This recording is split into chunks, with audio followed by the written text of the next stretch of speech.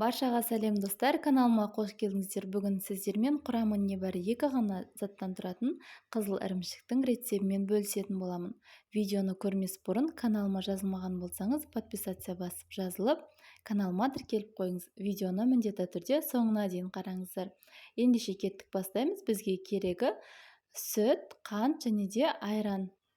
Мен 2 литр сүт қолдандым. Осылай түбі қалың ыдысымызға немесе қазанға құйып алып, сүтімізді қайнауға жақын қалғанға дейін ысытып алатын боламыз. Қазанымыздың қақпағын жауып, сүтіміздің ысығанын күтетін боламыз. Жасалу жолы өте оңай, міндетті түрде жасап көріңіздер. Дәмі ерекше дәмді болып шығады. Сіздерге ұнайтынына сенімдімін. Осылай біздің сүтіміз ысығанда айранымызды құятын боламыз. Мендегі айран кішкене ащы болғандықтан мен 100 грамм айран қолдандым. Ал айрандарыңыз тәтті болатын болса, 2 литр сүтке 200 грамм айран қосасыздар. Енді отымыздың астын қатты қойып, бір рет қайнатып алатын боламыз. Бір рет бұрқ етіп қайнағанға дейін отымыздың асты қатты болып тұру керек. Осылай айранымыздың барлығын араластырып жіберіп, қақпағын жауып, қайнағанын күтетін боламыз. Шамамен 10 минуттардан кейін қазанымыздың қақпағын ашып қараймыз. Міне бізде байқасаңыздар, қазанымыздың шеттері ақырындап қайнап келе жатыр, және де сары суы да бөлінген, біздің сүтіміз іріп жатыр. Егер де сіздерде бұл уақытта осылай сары суы шықпайтын болса, кішкене айран қоссаңыздар болады. Қазанның қақпағын қайта жабамыз. Бізде қазанымыз қатты қайнау керек. Және 10 минуттан кейін тағы да ашып көреміз. Міне бізде қазанымыз қатты қайнап тұр. Осы уақытта отымыздың астын жай қойып, 2 сағат көлемінде қайнатамыз. Арасында осылай араластырып тұруды ұмытпаңыздар, жиі араластырып тұрыңыздар. Әр 10 минут немесе 15 минут сайын араластырып тұрыңыздар. Сонда біздің жаңағы қазанымыздың асты жабыспай, жақсы пісетін болады. Енді кезекте бетін жауып, 2 сағат көлемінде баяу отта қайнататын боламыз.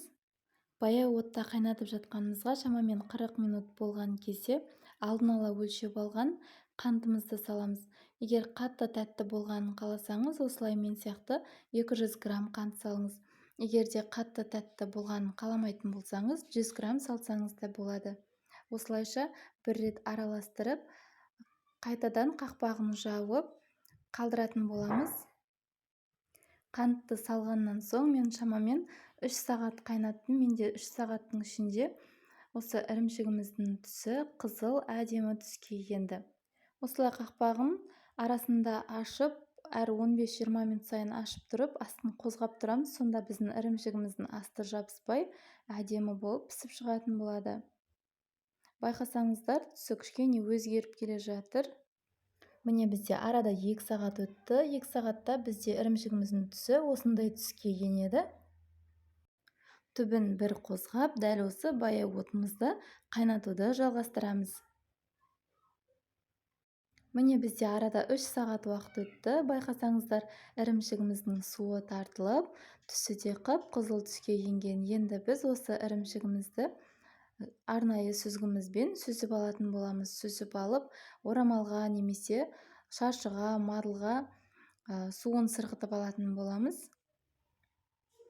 Осылай барлығын салып, матамыздың аузын байлаймыз және де суын сырғытып алатын боламыз.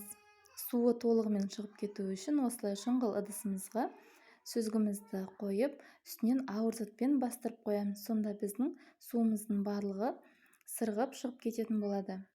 Кез келген ауыр затты үстіне бастырып қойсаңыздар болады. Мен осылай сүзгіні, тәрелкені және де ауыр ыдысты қолдандым. Міне достар, біздің қызыл ірімшігіміз дайын. Мен шамамен 5-6 сағатқа ауыр ыдыспен бастырып қалдырдым. Қаласаңыздар, бір түнге қалдырсаңыздар да болады. Иісінің өзі сондай керемет болып шығып тұр, тәбет ашарлықтай. Дәл осы рецептпен міндетті түрде жасап көріңіздер.